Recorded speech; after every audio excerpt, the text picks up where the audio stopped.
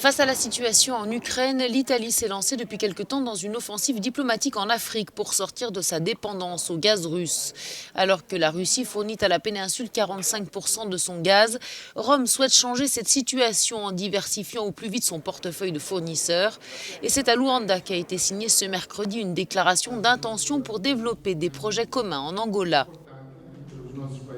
Un accord important a vu le jour entre nos deux pays via notre ministre du pétrole et du gaz et le ministre italien. Mais il ne s'agit que d'une étape car nous menons une coopération diversifiée avec l'Italie.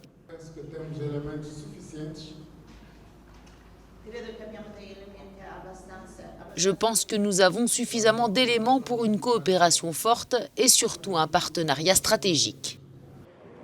Si cet accord vise à renforcer le partenariat bilatéral, en particulier dans le secteur de l'énergie, il se veut aussi, selon le ministre italien, une réponse anticipée aux conséquences humanitaires potentielles de la guerre en Ukraine, en Afrique et dans le monde.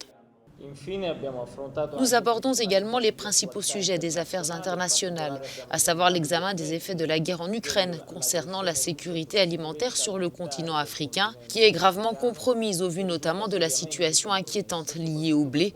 Les effets dévastateurs du conflit touchent tout le monde et personne n'y échappe. Ces dernières semaines, Rome avait déjà conclu des accords avec l'Algérie et l'Égypte. Alger, actuellement son deuxième fournisseur, contribue déjà pour environ 30% de sa consommation de gaz. Au mois de mai, le ministre italien se rendra au Mozambique.